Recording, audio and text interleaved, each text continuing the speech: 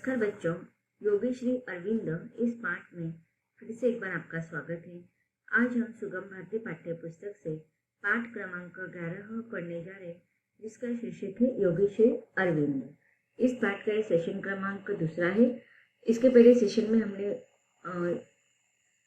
योगीराज श्री अरविंद जी इनका संक्षिप्त जीवन परिचय हासिल किया।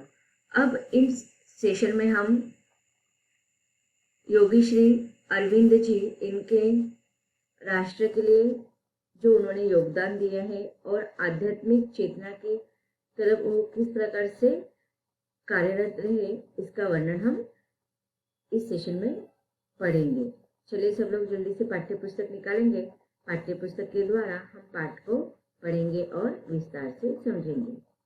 अगले परिच्छेद में लेखक R.J. मोरे इन्होंने योगीराज श्री अरविंद जी इनका वर्णन करते हुए लिखा है कि बड़ौदा कॉलेज में आपकी ख्याति एक सुयोग्य प्रोफेसर के रूप में थी, अतः कुछ समय पश्चात आपको उस कॉलेज का उपप्राचार्य बना दिया गया। वे बड़ौदा कॉलेज में करीब 13 वर्ष तक रहे, किंतु इस बीच उनके मानस में भारत को स्वाधीन देखने के विचार हिलोरे लेने लगे थे। वे गुप्त रूप से बंगाल में स्वाधीनता आंदोलन चलाने पर विचार कर रहे थे। इस दौरान बंगाल के विभाजन को लेकर उनका मन काफी विक्षुब्ध हो उठा था। बंगाल के लोग अंग्रेजों की इस बेहुदा करतूत से हरकत में आ गए थे। स्वदेशी आंदोलन तेज होने लगा था और अंग्रेजी कपड़ों की होलियां जलने लगी थी, अर्थात स्वदेशी आंदोलन का आरंभ उस समय हो चुका था। बंगाल में बढ़ती राष्ट्रीयता की भावना को दबाने के लिए 1905 में लॉर्ड कर्जन ने बंगाल का विभाजन कर दिया था। पूरे भारत और विशेषकर बंगाल में अंग्रेजी सरकार के इस कदम का उग्र विरोध किया गया। उग्र और विद्रोह भरे विरोध के साथ किया गया था। अरविंद उस समय उनके मन में अपने देश के प्रति जो राष्ट्रीय भावना थी वह उमड़ कर आ रही थी और उसी कारण वह बंगाल में लौट आए और सक्रिय राजनीति में वह कूद पड़े। स्वदेशी आंदोलन और राष्ट्रीय शिक्षा के प्रसार में अरविंद इनकी अहम भूमिका उन्होंने निभाई है। कलह पैदा करने वाले औपनिवेशिक शिक्षा के विकल्प के रूप में राष्ट्रवादी भारतीयों ने कलकत्ता में नेशनल काउंसिल ऑफ एजुकेशन का गठन उस समय उन्होंने किया और इस बंगाल का जो स्वाधीनता आंदोलन शुरुआत हुई थी, उसी कारण उनका मन बहुत ही विक्षुब्ध हो उठा था और इसी कारण उन्होंने इस आंदोलन में अपना विद्रोही रूप भी दिखाया था। अंग्रेजों ने बंग भंग तथा स्वदेशी आंदोलन को कुचलने के लिए कई कदम उठाए। बंग भंग अर्थात बंगाल में बढ़ती हुई राष्ट्रीयता की भावना को मिटाने के लिए जो अंग्रेजों के द्वारा विरोध किया गया था, उस विरोधी को बंग भंग आंदोलन कहा गया है। स्वदेशी आंदोलन को इस प्रकार अंग्रेजों ने कुचलने का प्रयास किया था। उसके लिए तरह तरह के वह कदम उठा रहे थे। बिना किसी कारण से वो बहुत सारे राष्ट्र सेवकों को जेल में डाल रहे थे। अनेक आंदोलनकारियों को बंदी बनाया गया तथा कई बेकसूरों को फांसी के फंदे में झूला दिया गया। श्री अरविंद नौकरी छोड़कर तिलक एवं बिपिन चंद्र पाल के साथ मिलकर काम करने लगे।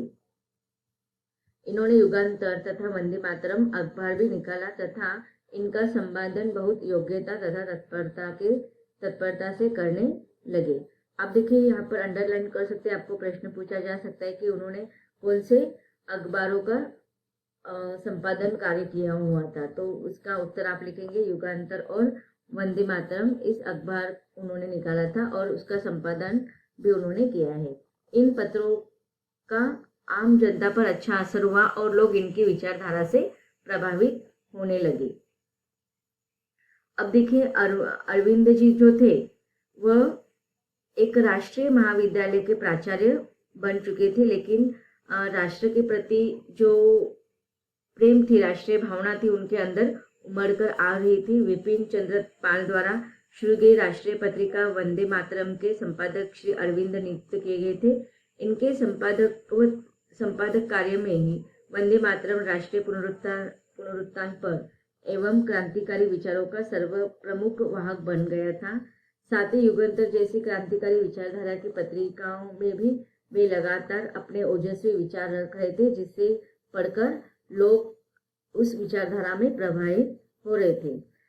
इसी दौरान उन्होंने स्वयं अंग्रेजी में कर्मयोगिनी नामक पत्रिका का भी संपादन और प्रकाश कार्य किया था। बाद में बंगाल भाषा में धर्म नामक साप्ताहिक का भी संपादन एवं प्रकाश कार्य उन्होंने किया है। आगे भी यह आपको परिच्छेद में ये जानकारी दी जाएगी।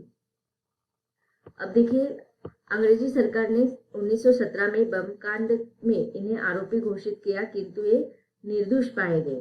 तो यहाँ पर आपको वर्णन किया गया है कि वो 2 बार जेल गए हैं। तो पहली बार वो कब गए थे कि 1917 में जब बम कांड किया गया था, तो उस समय उन्हें आरोपित घोषित करते हुए उन्हें जेल जाना पड़ा था, लेकिन बाद में वो निर्दोष साबित हुए थे।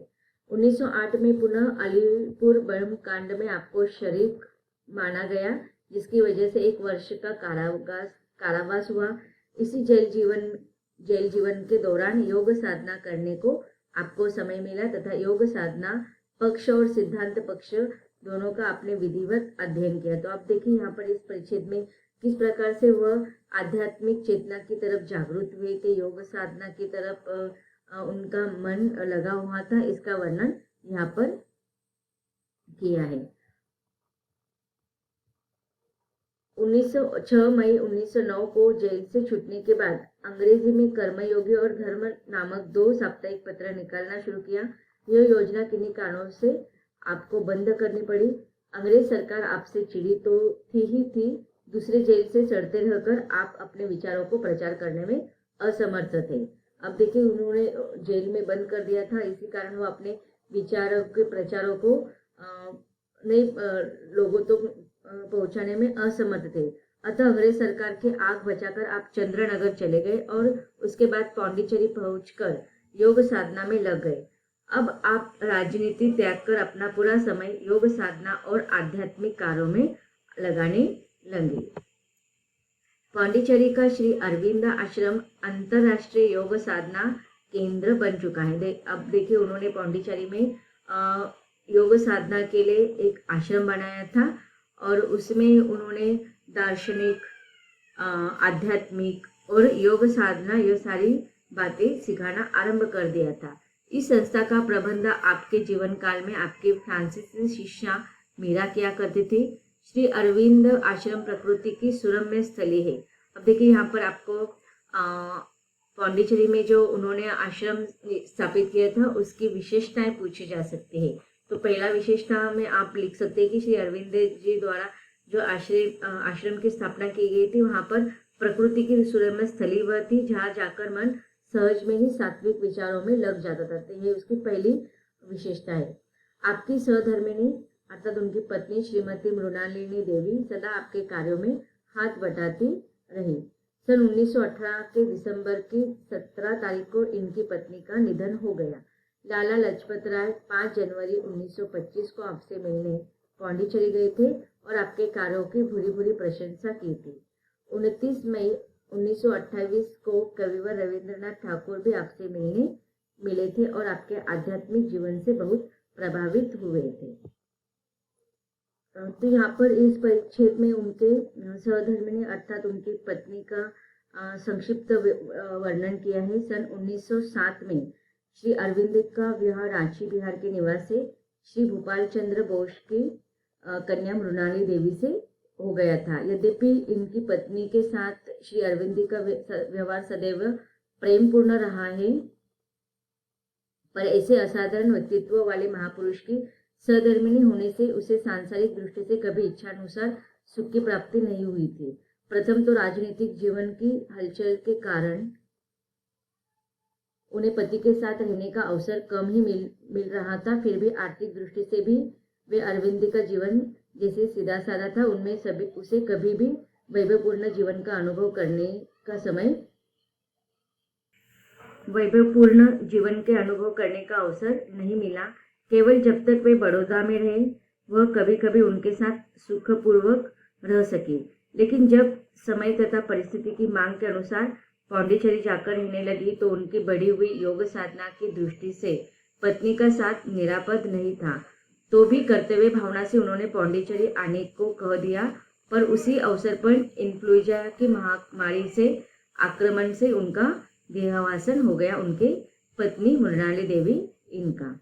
इसके अलावा यहाँ पर उनके पौंडीचेरी में जो उन्होंने आश्रम की स्थापना की है उसका वर्णन किया है। 1910 से 1917 तक सार्वजनिक जीवन का उन्होंने पूर्णतः त्याग कर अरविंद जो गंभीर साधना में लीन रह गए थे। 1926 में अरविंद इन्होंने आश्रम की स्थापना की थी पौंडीचेरी में।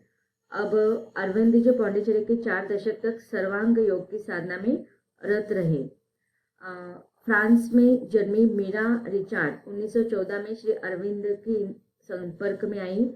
1920 से आश्रम उन्हीं की देखरेख में आगे बढ़ता रहा। उन्हें श्री माँ के नाम से भी पुकारा जाने लगा। उन्हीं के सुझाव पर श्री अरविंद इन्होंने आर्य नामक एक मासिक पत्रिका निकालना प्रारंभ किया था। उसके साथ साथ अरविंद इन्होंने प्रमुख कार्यों का प्रकाशन भी उसमें किया है। पौंडीचेरी में अरविंद के साथ अनेक उपासक, साधक एवं अनुगामी रहने लगे थे। तो यहाँ पर लिखा है कि उन्हें कौन कौन मिलने के लिए आया था। लाला लाजपत राय 5 जनवरी 1925 को मिलने के लिए उनको पौंडीचेरी में आए थे। तब उन्होंने उनके कार्यों की बुरी बुरी प्रशंसा भी की थी। 29 मई 1928 को कविवर रविंद्रनाथ ठाकुर भी इनसे मिलने के लिए आए थे और उनके आध्यात्मिक जीवन से वे भी अत्यधिक प्रभावित हुए थे। योगी श्री अरविंद भारत के योग परंपरा के ही एक दीप्यमान रत्न थे, जिन्होंने अपनी साधना द्वारा अध्यात्म के उच्च शिखर का स्पर्श किया था। उनके द्वारा की गई अति मानव की कल्पना यह सिद्ध करती है कि योग साधना ही मनुष्य की चेतना को समुन्नति करती है और साधनाहीन व्यक्ति सदा अज्ञान और अंधकार में जीता है और तेजहीन बना रहता है। तो इस प्रकार उन्होंने यहाँ पर योग साधना को अत्यंत महत्व दिया है। आपके द्वारा समाज तथा राष्ट्र की जो सेवाएं की गई है उन्हें समस्त भारत ने आदर की दृष्टि से देखा है। आपको पूरा सम्मान देने हेतु आंध्र विश्वविद्यालय ने 11 दिसंबर सन 1948 में अर्थात 1948 को राष्ट्रीय पुरस्कार देकर आपके प्रति अपार श्रद्धा व्यक्त की है। तो उन्होंने जो आध्यात्मिक चेतना या योग साधना से संदर्भित या राष्ट्र के लिए जो योगदान दिए थे उनके कार्यों को सम्मानित करते हुए आंध्र विश्वविद्यालय ने उन्हें राष्ट्रीय पुरस्कार से सम्मानित किया था। मानव जीवन क्षणभंगुर है, अर्थात वो नश्वर है। इस नश्वर जगत में जो आया है उसे एक दिन जाना ही पड़ता है। 5 दिसंबर 1950 को आपने स्वैच्छिक महासमाधि ले ली। तो इस प्रकार उन्होंने अपने इच्छा के अनुरूप महासमाधि कब लिए है? 5 दिसंबर 1950 को। तो बच्चों, इस प्रकार इस पाठ के द्वारा हमने योगीराज श्री अरविंद जी इनके अलग अलग व्यक्तित्व को, पहलुओं को हमने जाना। वह एक स्वतंत्रता सेनानी, योगी और महान दार्शनिक थे, लेकिन उसके साथ साथ एक महान लेखक भी थे। उनकी पहली पुस्तक कविता संग्रह थी जो 1995 में प्रकाशित हुई थी और अंतिम उनकी सावित्री कृति जो थी वह 1950 में प्रकाशित हुई थी।